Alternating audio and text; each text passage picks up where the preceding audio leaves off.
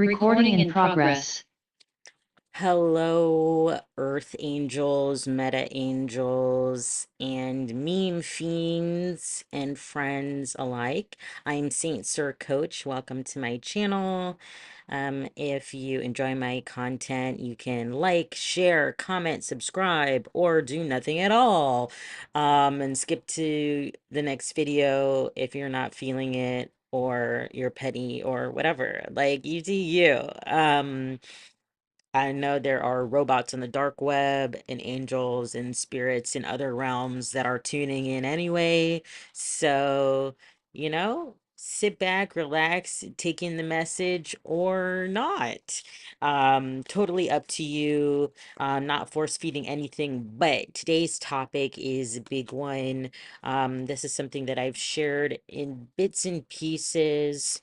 Um, with direct friends and on my personal socials, but something that I haven't shared as much has been on this channel and in a very direct way, in a very upfront way, because I was kind of scared about my video getting taken down, but I'm seeing and hearing all kinds of things being posted on YouTube these days.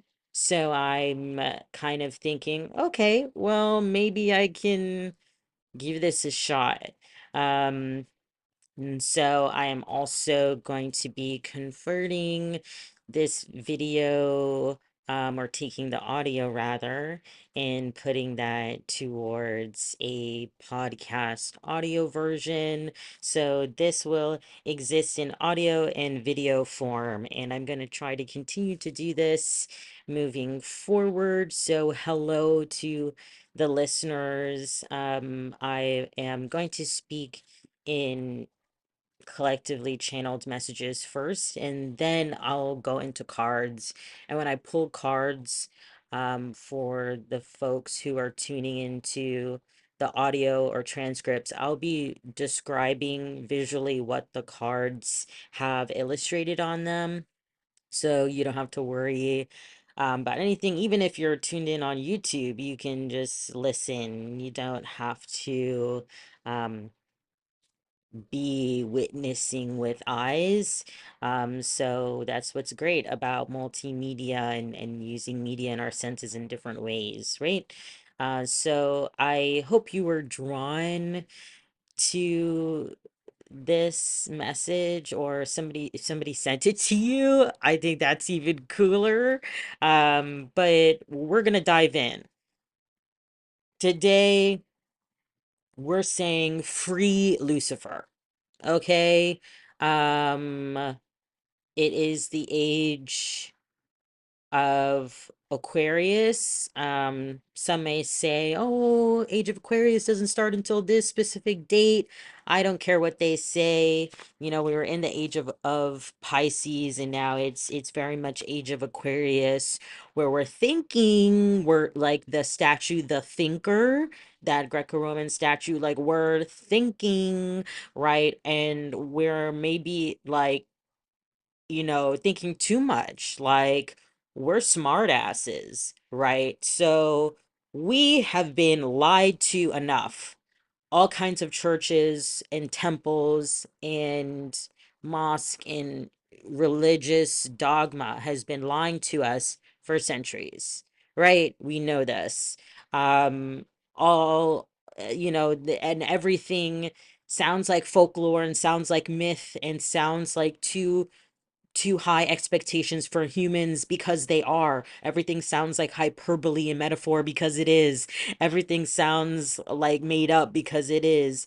Everything sounds super toxic, masculine, toxic, patriarchal because it is. Period. Right? Now, this age we're moving into, a lot of folks, some folks who even have had experiences like myself in formal religious spaces in the past, are coming to this stage of enlightenment in spirituality, where we're insisting, and we cannot insist enough, that spirituality is not the same as religion. Spiritual wellness has nothing to do with religion. Um, in fact, there is nothing to do with like these faiths and these sects and denominations that have formal names. Spirituality and spiritual wellness is kind of like player's choice, user's choice. Whether you think life is a video game or a simulation, virtual reality, augmented reality, it's all of that and a bag of chips. Okay. We have all of these layers of lies, conspiracy theories, all of this BS from governments and political figures. Like literal, real conspiracy theories are what the media and mass marketing and mass consciousness attempts to sell us as the capital T truth, and sells us as they sell all of these lies to us as if it is the real reality, right? But like, what is reality? Question mark. Um, and I drew a little question mark with my finger in the air, because that's the thing. This is a simulation. It's like we are awake dreaming, wake dreaming, dreaming awake. Um, this is as if we are, again, some folks, if you resonate with a video game or virtual reality, like you put the headset on and now it feels so real. It feels so real because we're made of the flesh, right? We bleed, we burn, we hurt, we cry. We're made of flesh. So things that are technically, I say technically in a spiritual sense, things that spiritually technically are not real, we experience them as real because that is a part of Earth School.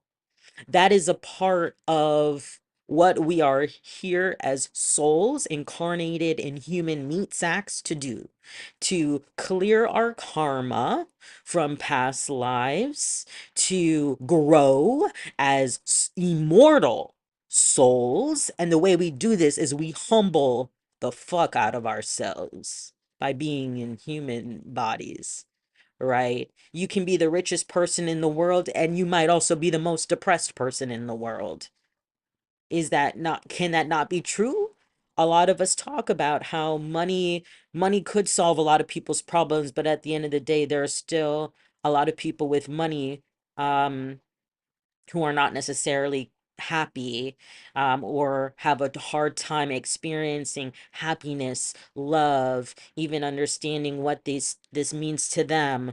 And a lot of that has to do with the fact that they conflate happiness with what the media also sells to them as what happiness is. So they continue to buy things, material goods, and they continue to splurge and splurge, or they'll even donate to charity, thinking their act of kindness to others, even though it is for the sake of trying to make themselves feel better. They may feel, oh, but if I give my money away, maybe that'll make me feel good. Like I can pat myself on the back and I'll feel fulfilled.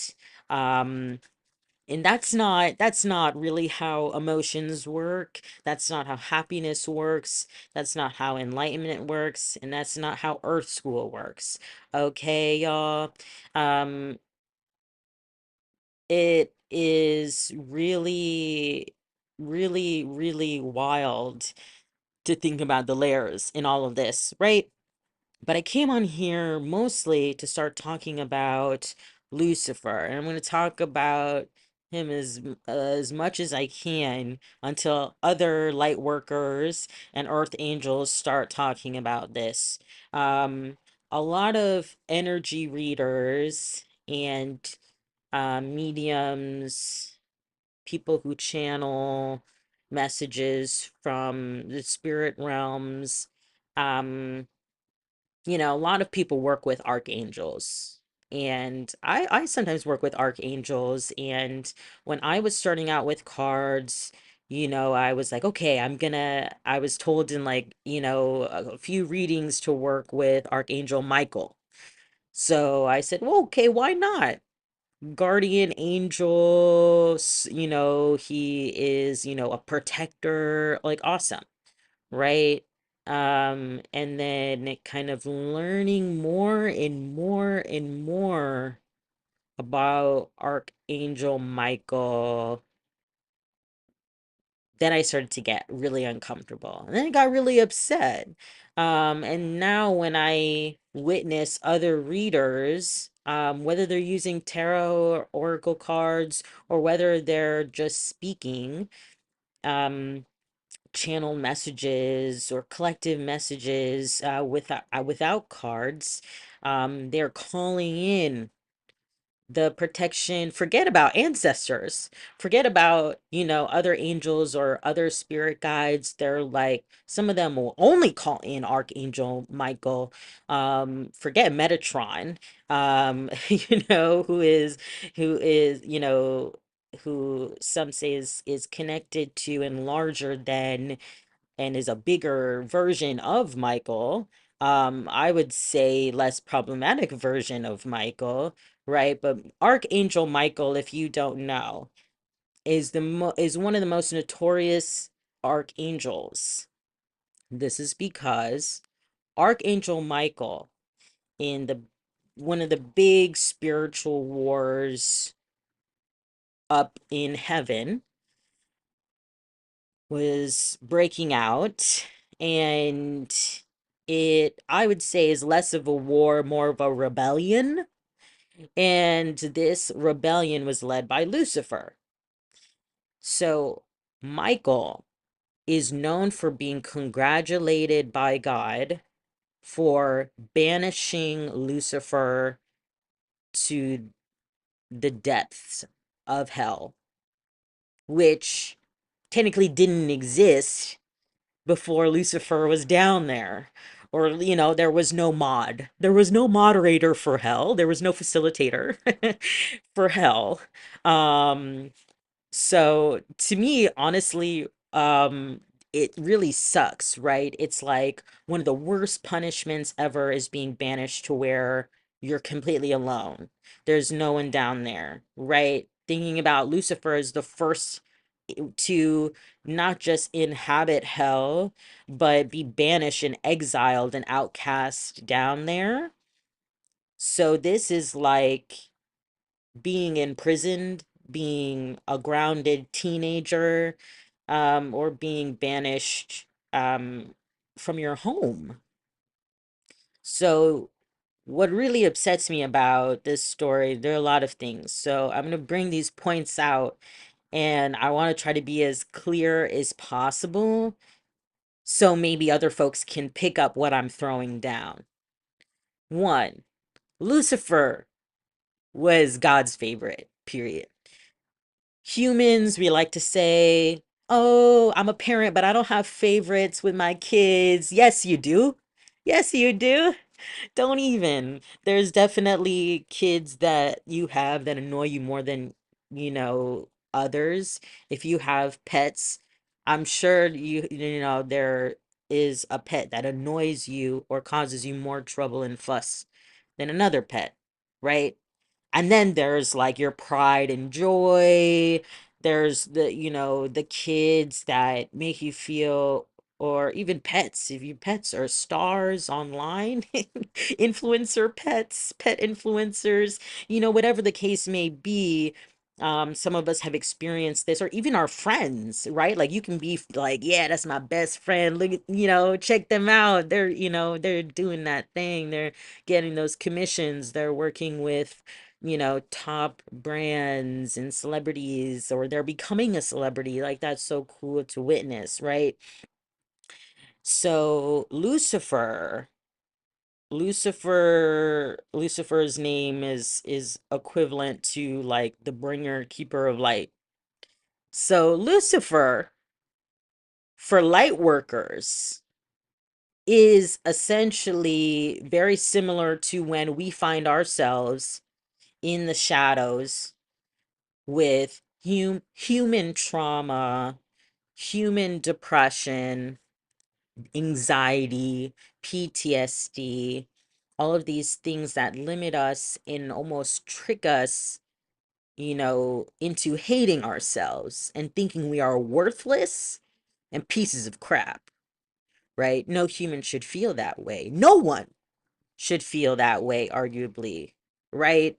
If we are all God's children, all God's creation, if we are all to be respected and feel like we are all beings and bringers of light, then it is really sad to think about how many people, and we know this from humanity, right? You can research the statistics all you want, but mental health, mental like the turmoil aspect specifically, or even when people make mistakes and they are ostracized from their community, and then from there they grieve and feel lonely and dark.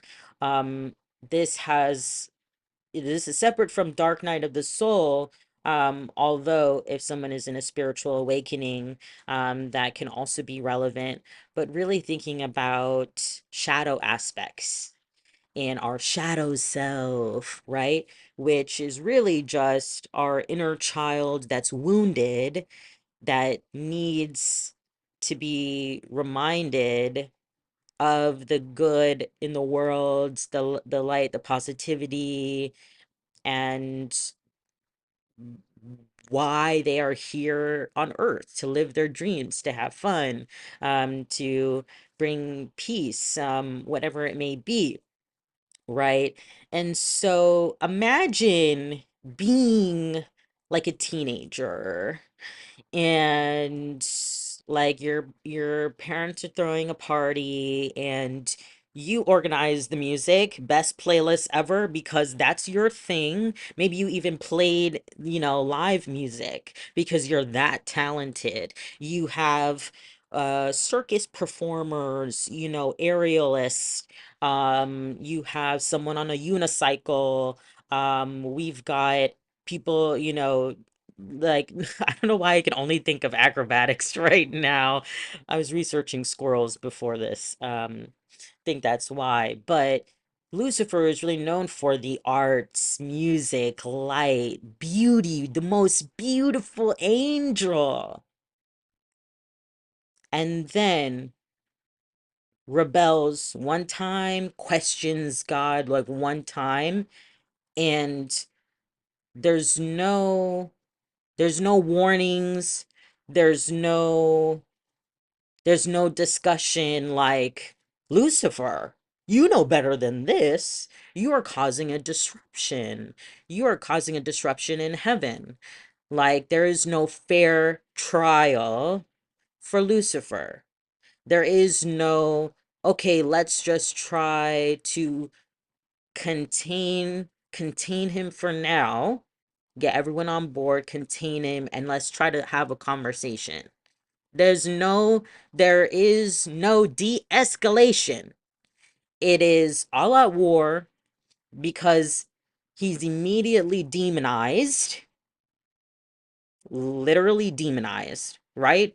Think about if a human were to be dehumanized, which we have, right, on Earth, where humans are not given a chance to even say their piece. They're just immediately thrown in jail and prison, even though in places like United States, we say innocent until proven guilty, but the person is waiting for their trial to determine their fate. They're waiting in prison.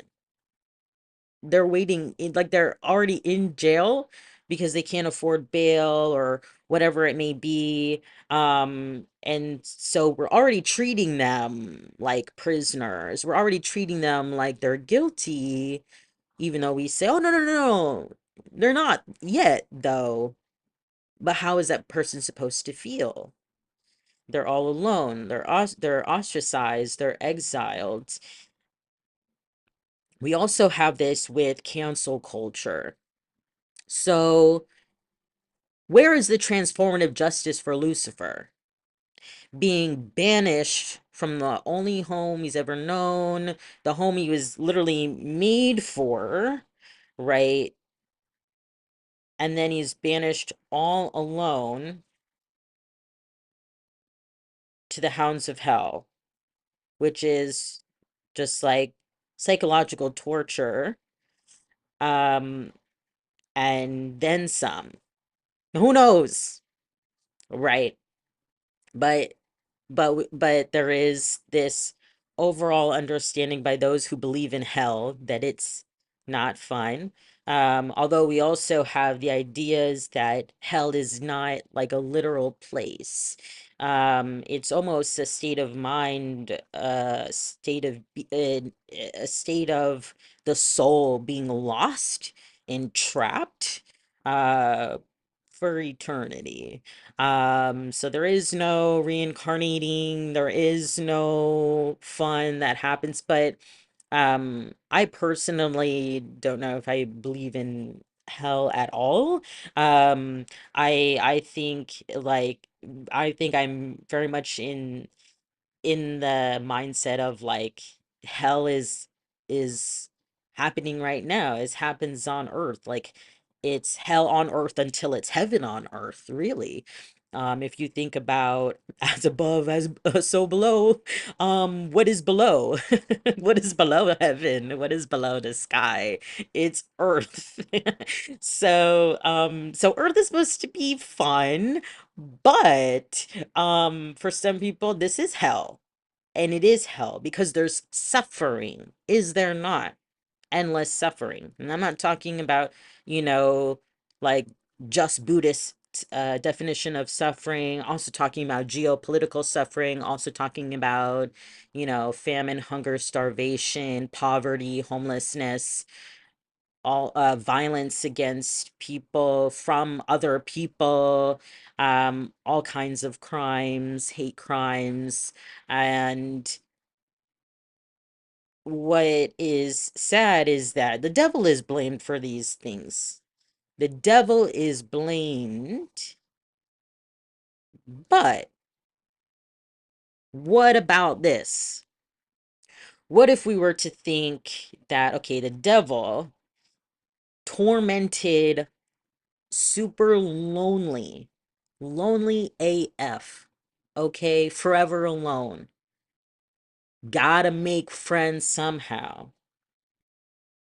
Who wants to be alone? If you were to research humans' loneliness evolution, like in Google or whatever your favorite search engine is, or going to the library, evolutionarily speaking, humans evolved to be creatures of collective, of community. This is why there is that proverbial saying, it takes a village to raise a child. And we never stop aging, or you know and and if we have our inner child with us all the time, then it always takes a village. We always need that village, and then we get older and then we help raise the next child, the next children, right? And that is, not necessarily hands-on, it literally in your life if you don't know any kids, right? But children are the future, are they not?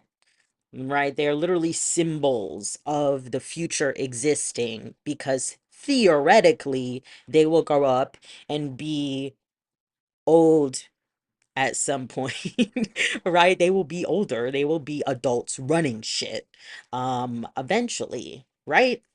So we treat them with respect so they don't screw us over when we are in the senior homes and we are, less capable of doing things for ourselves. We don't want these children who are adults of the future, to treat us poorly, right? So this is why we start with respect when they're young. But anyway, it takes a village, takes a community, because loneliness, which if you've ever felt personally really alone, whether that's because you're physically, literally alone, or you're in a crowded room of people at a party with friends, even, and you still feel alone, that kind of loneliness is also mental anguish and torture. Why that feels so dramatic is because evolutionarily, if you got left out of the pack, if the community was like, hey, okay, like, let's say there's a group of people back in the day, way back in the day, or even today, right? A community of people, and they say, all right, y'all, looks like there's a storm coming in, so we're gonna need to take higher ground. Um, and go to this cave right before sunset. So meet us here when the shadow on the ground that this rock hits this certain way. We'll all meet here, circle up, and then we're gonna head out. And then we'll move on. And maybe we'll seek a different shelter, different home after that. And let's say you're like, all right, cool, cool, cool. And then you took a nap and your nap accidentally went too long. You wake up, no one from your collective, your community is anywhere to be found. It is now dark. The storm is rolling in. You are alone and you literally die. Humans, even today, like very few humans can take care of themselves in every aspect of the word, every aspect of their lives. Like, even if you're the most self-sufficient person, is someone not, delivering your mail to your door, or if you get food at a restaurant, you didn't cook that. So someone else is nourishing you, someone else is cooking for you. Even if you can cook for yourself, sometimes you're tired, or maybe you actually can't drive or, transport yourself to all the places you need to go. Maybe you have to go to a different country, across the globe, then you need a plane. Then think about how many people's help you need to get on a plane, to take a flight. Um, how many people's help you may need to start a garden if you don't have a green thumb and you've never planted anything in your life. Um, even if it's authors and you are reading up books, that is someone, a real person who existed, who had that knowledge and shared it with you, even if it feels indirect, right? So we're all taking care of each other in this way, and that is the way it shall be. However, imagine being grounded or imprisoned alone for millennia, millennia before humans even existed. Like, that's a long, we're talking tens, hundreds of thousands of years, right? Like, this isn't even, this is not even like, don't even think about BCE. This is like before we even started keeping track of the years in the time, right? In the way that humans do now. So for me, I personally resonate with Lucifer's story because when I was little and being raised by my parents, um, I was an only child and still technically an only child, but um, in that household, I was kind of told and treated like anything I put my mind to, I could get. I just have to dream something into fruition. My dreams could come true, and I could have anything my heart desired. And that I was beautiful, I was precious, I was appreciated, I was loved, I was talented, I was smart. And then my parents lost custody of me, and then I lived with other kids and was not treated that way. And I spent most of my teen years actually grounded with no access to TV or internet in my room. And I barely had music to get me by. But music did get me by. And then eventually, I hid away and found solace in social media, in, old, 2010s Tumblr era. Um, and if you know, it, never been the same. Um, but for me, like, I that was like the worst time ever. It's very different being alone as an adult because, well, at least I'm not grounded. At least I can literally do whatever I want. And if I don't want to be alone at home, I can hit up a friend, or I can go somewhere in public, go to a park, go to a cafe or something. Lucifer is bound, right, to the confines of quote unquote hell, right? Lucifer is going nowhere, right? So imagine that. Imagine being like trapped forever, stuck forever, no trials, no forgiveness, and like thousands of years are going by. So then when you have like even stories of like human corruption and sin, when you think about that, you know, a lot of us, regardless of whether you are like, yeah, I'm a sinner, not a saint, or anything like that, right? We all have different vices or quote unquote addictions, and whether they are typically defined by those words, or maybe they're unconventional. But it is my strong belief that these little TikTok dances and the memes that we all connect to, the music we connect to, literally the giant fan bases of celebrities and music artists, where they're like selling out arenas with like thousands and thousands of people, and they have millions and billions of fans across the world. Like, these are cults. And did the religions that punish Lucifer not say that we should not idolize anyone other than like the true Lord, the true God, right? So there's a lot of irony there. But it's also clear like people don't give a crap about religion, right? Because if a religious person in your family were to tell you, hey, you need to stop worshiping Beyonce, would you do it?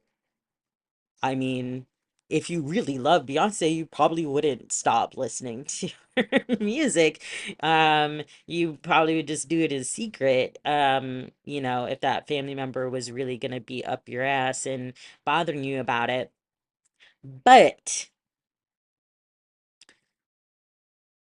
think about, well, who is the angel of music? Who is the angel of the arts? Who is in the spiritual realms that could grant people and assist people, human beings, with such gifts and connect people. Like, if Lucifer is super powerful, right? Which now has been blown up to be not an angel, or not spoken about as an angel, but a separate deity altogether that is the counterpart to God. Now, if you think about tarot cards, the devil card is misunderstood by people who don't read tarot cards. Um, or by people who maybe read things for face value. But the devil in tarot, and the devil, when we speak about, is about the devil as a concept, because the devil is a construct. The devil is not actually Lucifer. Lucifer is a fallen angel who is perpetually and forevermore lost, confused, and misunderstood, stuck in his own turmoil, screaming out for others to have empathy, sympathy, and be like, would someone understand me, please?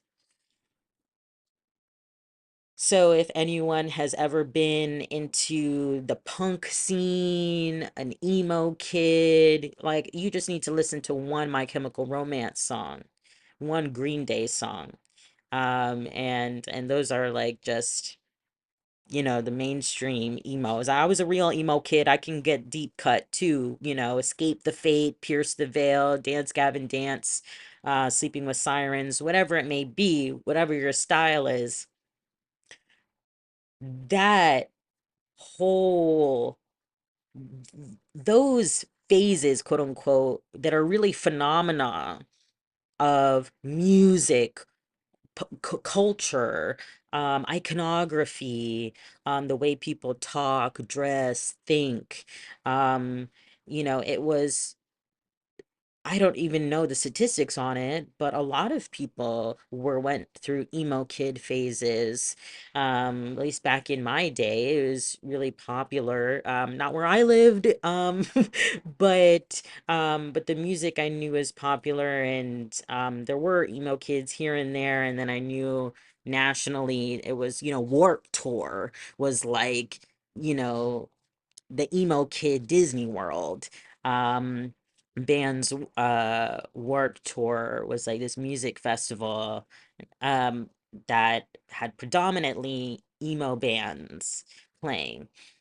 And so this huge phenomenon to me is about being misunderstood, being lonely, being disgruntled, being like, nobody understands me, you know, nobody will ever love me, nothing will ever work out for me. It's a very dark place to be. It's very hopeless place to be. It's a very depressing place to be. It's really not fun. Now, emos and punks are having a comeback. But for this, I say, and this is also people who were not necessarily our current emo kids, but used to be emo kids, because I find that as a former emo kid, once emo kid, always an emo kid, because I still resonate with this music. And there are also pop artists and hyper pop artists that also, sing about these struggles. So it's cross genre. And what we have is, this day and age, we have memes where people are laughing about their struggles with anxiety, laughing about their struggles with mental anguish and turmoil. And who does that connect us with? who does that connect us with when we're reveling in the man, life sucks. Yeah, I hate myself and I hate everything and everybody hates me. Oh man, memes, here they are. And then we have these memes that connect us and make us feel less alone, even though we still feel these feelings. But for me, if I had not gone through experiencing depression as a teenager, as an adult, with the boatload of PTSD and anxiety and loneliness and abuse and all of these things, and hit rock bottom and literally hated myself and had to learn how to love myself, how to forgive myself, how to not bully myself. And I'm still working on it. But in order to even be able to think and consider the idea of forgiving people who previously I thought were unforgivable, my my empathy level had to grow so much more. And when we think about empathy and we think about abolition, so here's where the politics comes in and de-escalation, transformative justice is still not really playing out. We still have a lot of cancel culture, whether it comes to friends and people in our community or even celebrities that we don't even know. We don't even know these people personally. All we know is headlines and what the media and paparazzi say about them, and we're believing it. And we're judging these very real humans who have real emotions and real lives and real families. And some of what happens on the internet and is said on the internet by complete strangers um, can tear people apart and bring people to the brink in very sad ways. But it is these big feelings, these big uncomfortable feelings that are not sunshine and rainbows, that are not like just angels and butterflies everywhere and stars in the sky and all that beautiful stuff. But it's really the icky stuff. It's really the shadows where not only do we have to do the most work, but it's when we do that work and we're able to come out of it, we are able to recognize the others, like the full sides of everything, then we see, we recognize that empathy is necessary, transformative justice is necessary, or else we're going to get stuck in a place where humanity is like the only species that has brought itself to its own extinction and endangerment. We already are like endangering our own species, are we not? And that happens not just from free will and human free will, but from this idea of devil, devil. Think D apostrophe evil, of evil. And what is of evil mean? Of evil, to be born out of evil. Lucifer was not born out of evil, was he? He like moved to evil. He, wasn't born there, wasn't raised there. He moved there. He was cast, outcast, and exiled to that place of evilness, of of being lost, confused, misunderstood, hurt, in perpetual and infinite cycles of pain. And it's these feelings of being lost, of being confused as humans, that is what evil is. So if we recognize that binaries aren't real, even in nature, even in technology, even even zeros and ones on a computer, there's a whole spectrum that goes around in between and all around them, you know, and we recognize this with even the power of AI. Like, that's more than zeros and ones, okay? If it feels like a human, that's more than zeros and ones, okay? So, if we're thinking about all of these layers, then we must recognize that there is no such thing as pure evil. And that means, like, Satan, the devil, like, those are constructs that feel real. Like, how races and ethnicities are kind of made up for humans and are trivial, and an outside group will call one group one word, but then within the community in the native lands they'll call each other another term, and then there's language exchanges and interpretation and translations and things that don't translate well and things that are culturally interpreted and all these different things, right? But racism feels real. When there's a hate crime, that feels real. When the KKK are doing their ceremonies, that shit is real. When people were burned at the stake for being called witches, that shit was real. Like what's happening with the Palestinian community, been happening for generations, mind you, didn't just start recently. Recording this in July 2024, in case you're tuning into this outside of this time frame. But right, these are things that have existed beyond, and yet I say this to say, like how I said earlier on, with the simulation of quote unquote reality is a little r, not a capital R, little r reality, in quotes.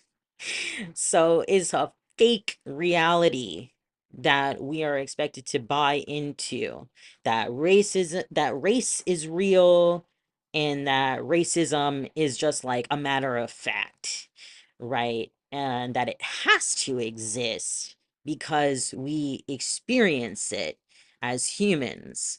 But what is it based on? Made up stuff, right?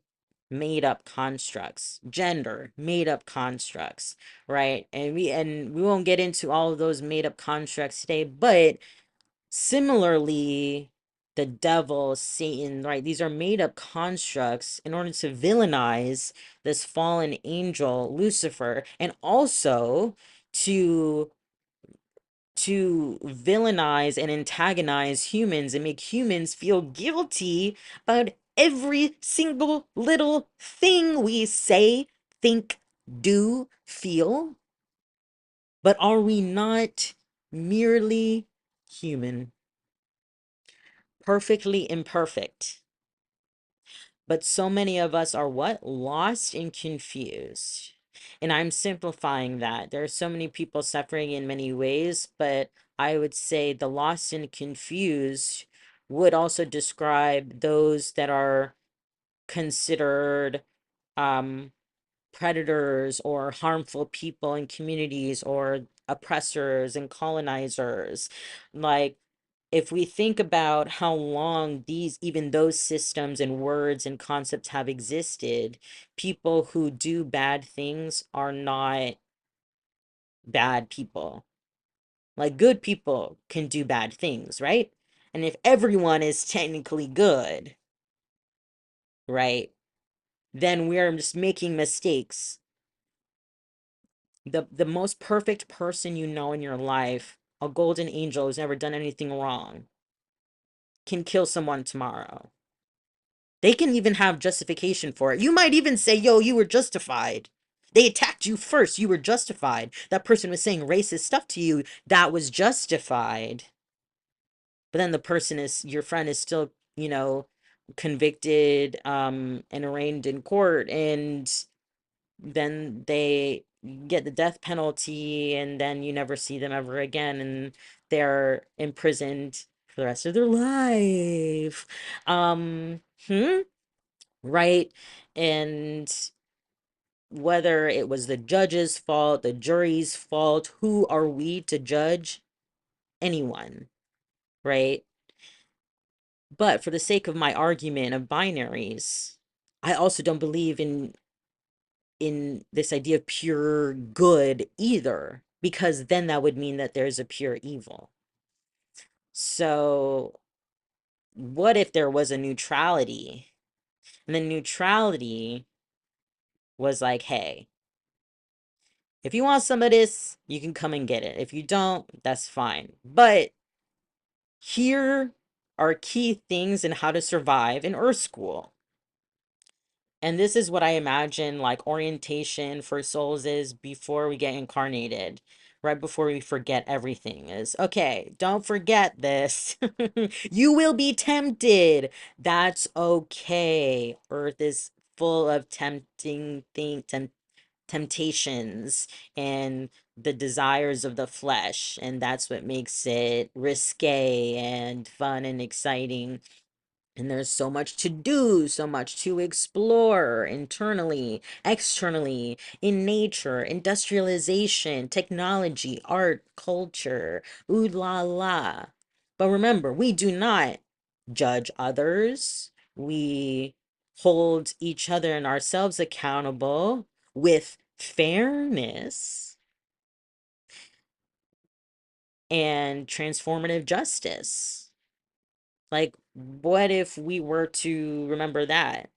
And what if we were to assume people come in with good intentions first and foremost before we start antagonizing possible harm they have caused, which was their impact versus intent, right? Now, I bring this up because a lot of spiritual folks, right, keep talking about Archangel Michael. Let me bring it back for you. Archangel Michael with this little sword and his little shield is also known as patron Saint Michael, the saint of policemen. Kid you not. The patron saint of policemen. Who was the first cop? It was this archangel everybody loves to use. So this is where I like to hope and want my friends of the abolitionists and leftist communities and those who are similarly politically aligned, anarchists, what have you, those who believe in transformative justice, and those who also recognize the corruption um within police and policing, right? If we're saying all cops are busted, that includes Archangel Michael. So I actually had to put my Archangel Michael candle in time out a month ago. I put him in the closet, and it was dark in the closet, and I was like, you're gonna come out when I'm ready for you to come out, because I'm really upset with you. How could you be so cruel and people still think you're hot shit? And I'm sure, you getting all these pets and strokes, like pats on the back, like, good job, Michael, good job. You really did it. You banished Lucifer. But like, damn, that was like your homie, like your bro, and you really did him dirty like that. And why'd you really have to banish him? Like, you literally could have bound him in a cage, like an indestructible angel cage or whatever, right? You could have put him in timeout in heaven or like in limbo. Like, did we really have to create like the whole thing of hell. Now, Lucifer, of course, is super powerful. So it is also possible that Michael didn't think he could really take on Lucifer if Lucifer stayed anywhere near heaven, right? But to not forgive Lucifer and bring him back up, cruel. But where do we see Lucifer? Where do we see the fallen angel, or rather the dark angel? And if we think about light workers, if you identify as a light worker, an earth angel, or familiar with these terms, dark angel also describes when we are dealing with our shadow aspects, our shadow selves, when we are depressed and we can't find our own light. We can't find the light within ourselves, the light in the world, right? And we feel like there is no saving us, there is no point in anything, and we're in those pits of despair. And then, but we are light workers sent and placed in dark places, in places that need more light, that need more shadow work, that need more empathy. Because without that, then everything would just be super dark. And then yes, you would have demons running around, and it would only be fun for so long, right? Because then we would have malicious intent. We would get to that point where, now I'm not saying there aren't people and demons and entities that don't have malicious intent.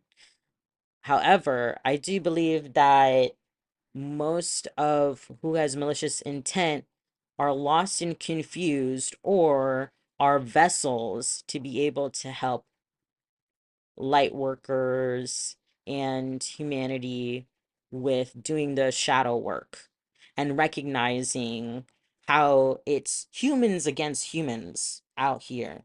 Like, let's not try to scapegoat Lucifer.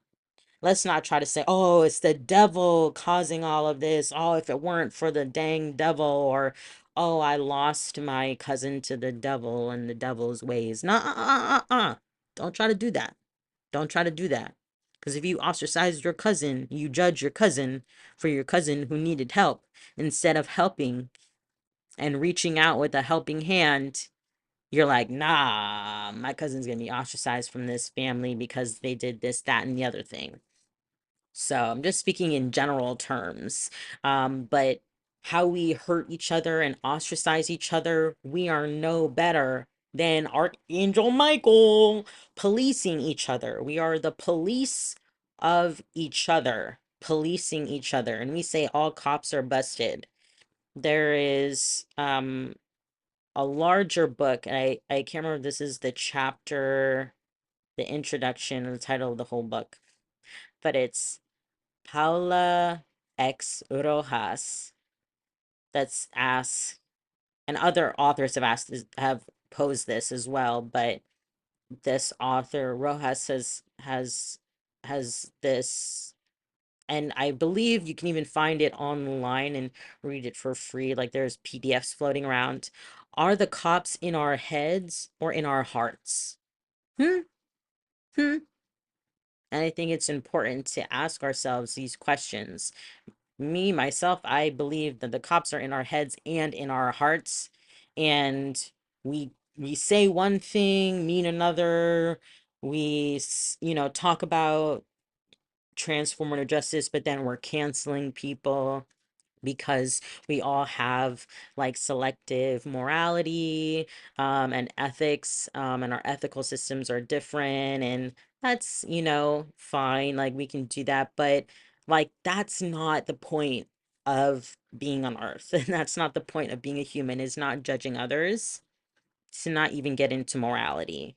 It's mind your own business, do whatever you want as long as it doesn't harm others or yourself, and live your dreams, live your purpose, and maybe even on the way find the capital T truth, which is that everything you need is within yourself.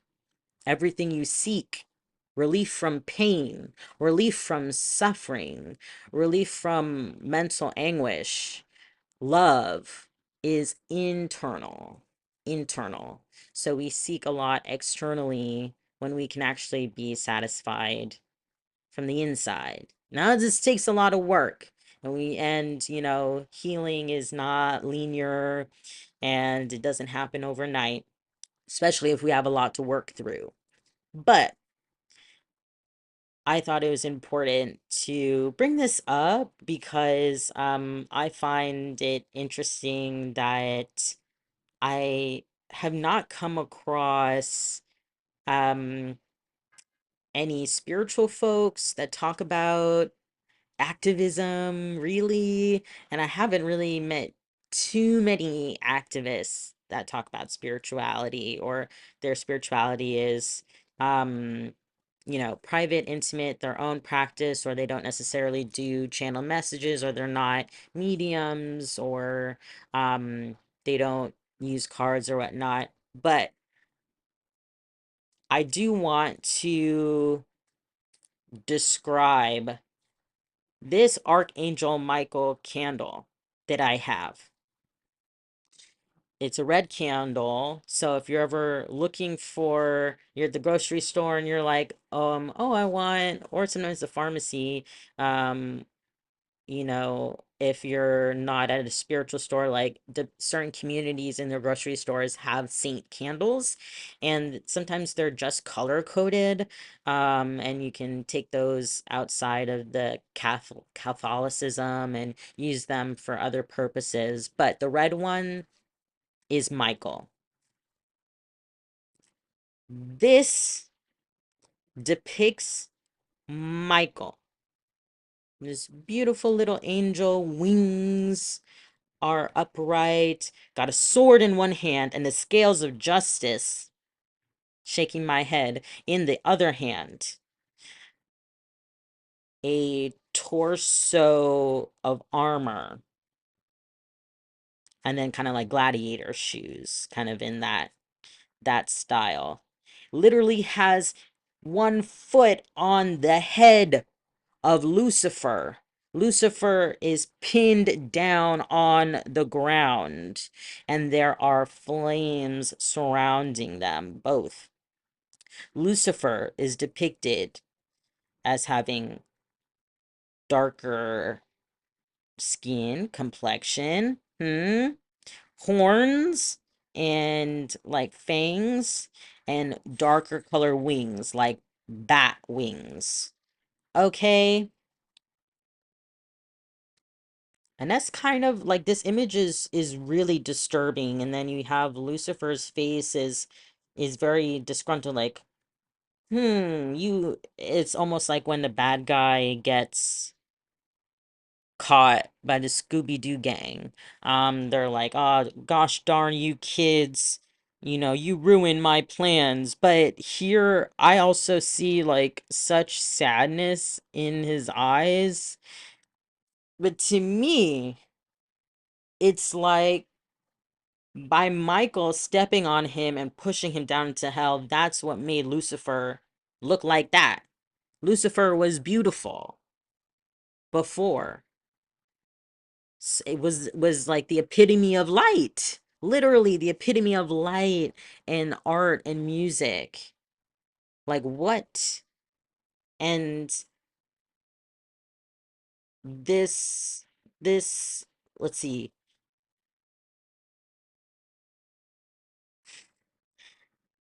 I don't even know if I want to read the prayer that's on this candle, because I'm not trying to invoke Michael right now. Screw Michael.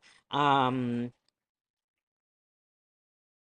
but then we have this term, Satan, and all evil spirits who wander throughout the world for the ruin of souls. To me, when I think about that, if they're wandering, I feel like they're lost. Are they not? So they're misunderstood.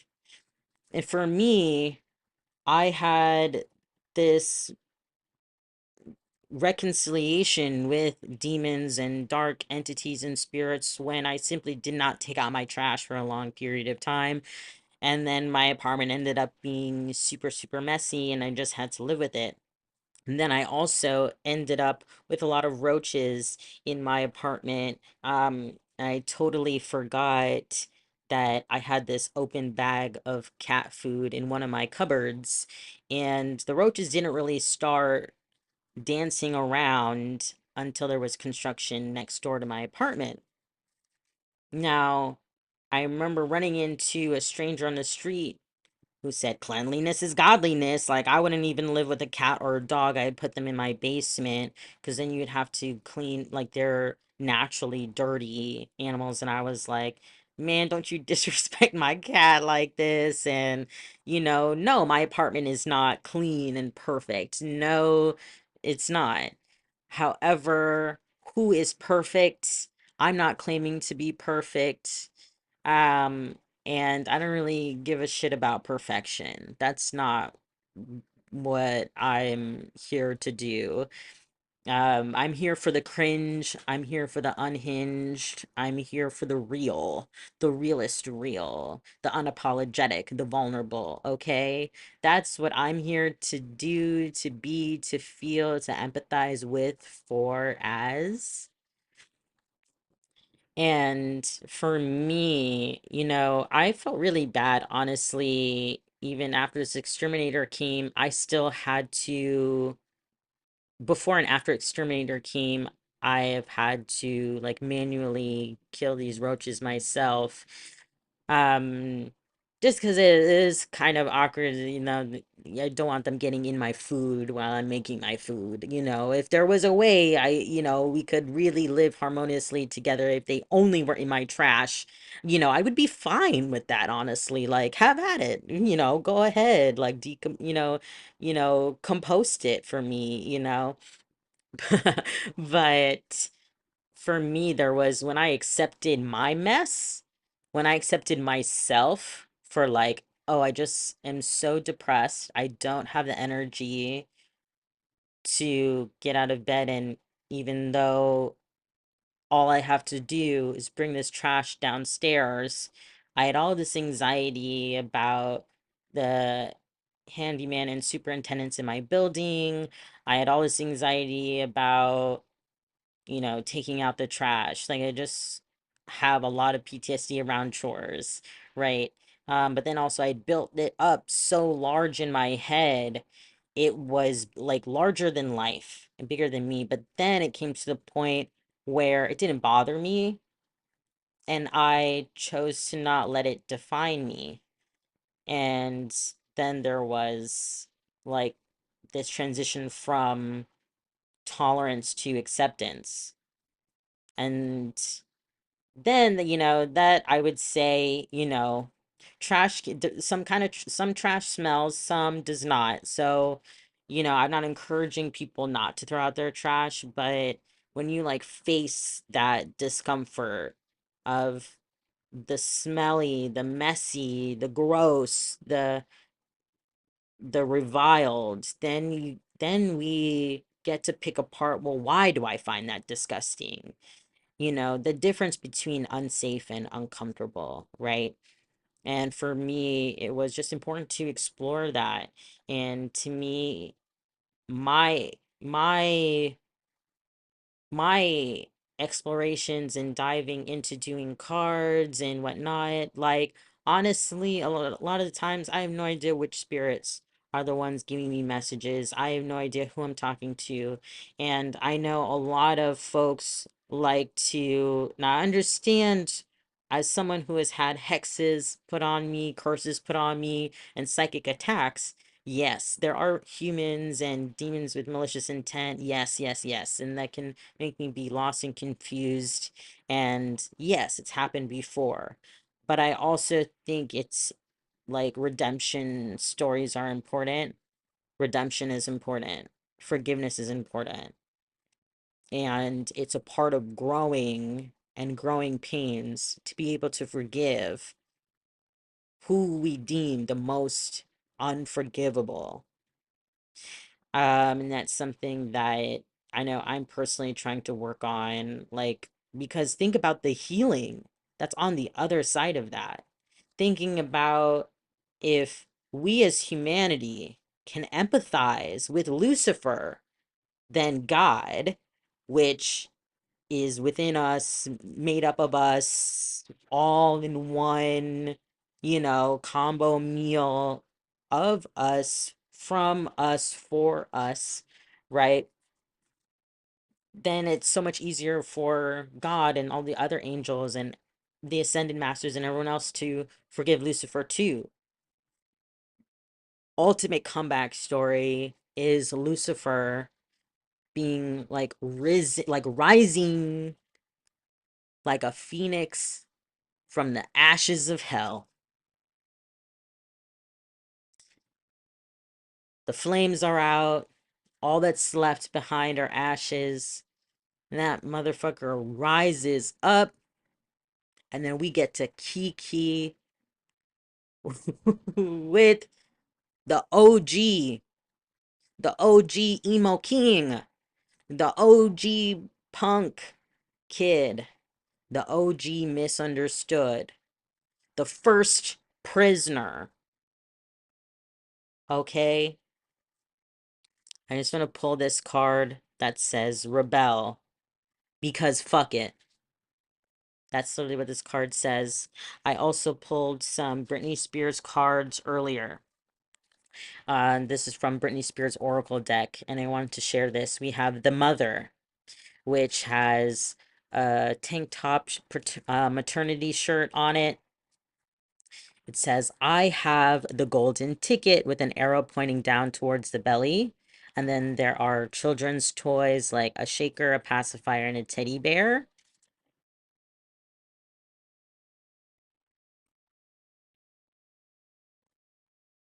So thinking about if we were to embody divine feminine energy, that would be an energy of forgiveness.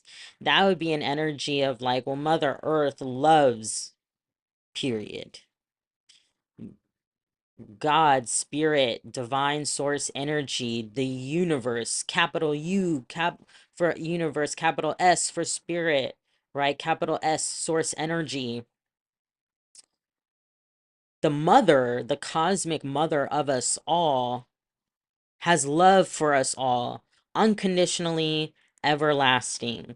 No judgment, no ifs, ands, or buts, no exceptions. We can never make enough mistakes for her to turn her back on us, right? So even when we feel alone because humans have treated us that way, or even including our human families, remembering that we have spirit guides, spirit team that has our back, and we also have the universe, Mother Nature, that will not judge us.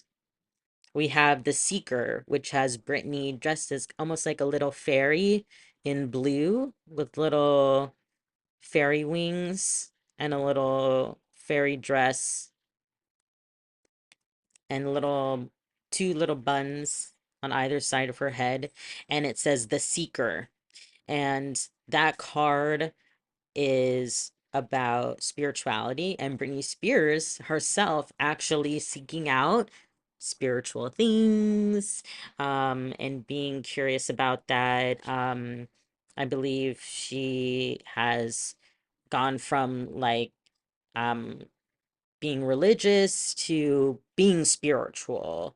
And so she's also had that journey where she's been like, the church actually is not it for me, because if their Western God, would do this to me or believes in this, then that's not the God I want to worship and I'm going to worship. But she still is a person of faith, and if we think about how many comebacks she's had, my gosh, my God, right?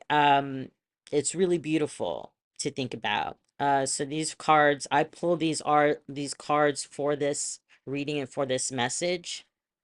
So it's really beautiful that I got that. And that to me is like the encouragement for us all to seek internally that insight, that inner knowing, that intuition, that inner feeling, or to even go externally, outward, explore. There's so much to explore when it comes to spirituality, whether it's sacred geometry, numerology, astrology, um, even if you want to dive into different faiths, like religious faiths, but then strip the dogma away from it and find secular or multi faith prayer circles, anything like that, where folks are less heavy on the dogma and the westernization of it all and the toxicity of it all, the toxic masculinity of it all,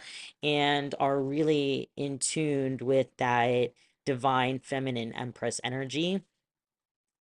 And the last card, we have Brittany wearing this wig that's like a bob, a black bob with bangs, black skirt, midi skirt to the knees, and a striped black and white blouse and heels, and then glasses, since glasses always make people look professional or smart.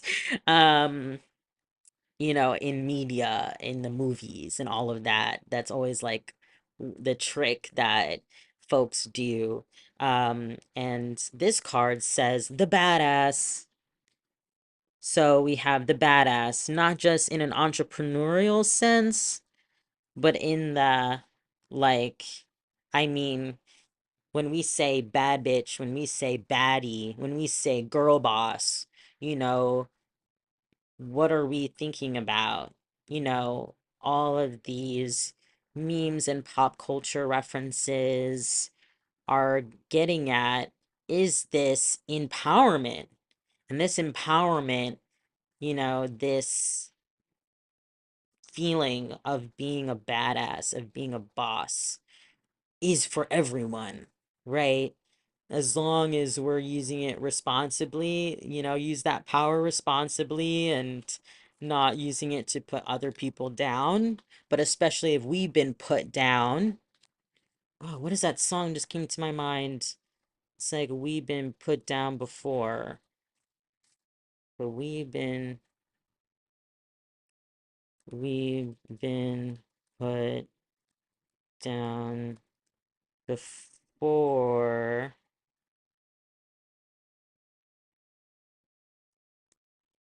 Been put down before.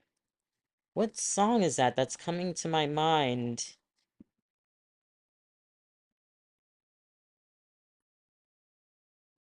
We've been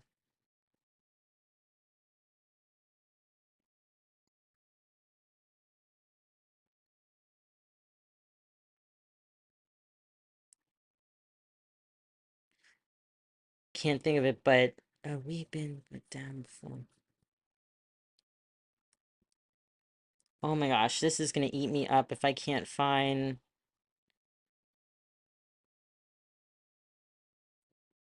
this song, which I can't.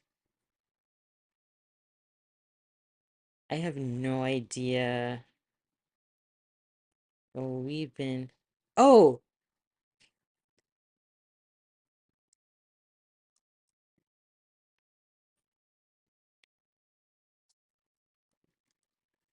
wait, I think this is. No. Okay, now I know what I've been thinking. What I was thinking.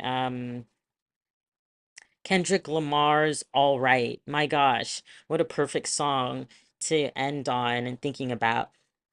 Wouldn't you know we've been hurt, been down before? When our pride was low, looking at the world like, where do we go? And we hate po-po when they kill us dead in the street for sure. I'm at the preacher's door. My knees getting weak and my gun might blow, but we gon' be all right. Hmm. Wouldn't you know we've been hurt, been down before? When our pride was low, looking at the world like, where do we go? We hate po-po when they kill us dead in the street, that's for sure. I'm at the preacher's door. Damn. So desperate. My knees getting weak. My gun might blow, but we gonna be all right. That song gets me in my heart every time because I genuinely wouldn't believe that if Kendrick Lamar didn't rap about it and sing about it. Because life is oof and humanity is oof. Constant war and violence all around us. But what's going to get us through is each other and having faith. Have faith in yourself, have faith in humanity, and have faith in whatever else you want to believe in.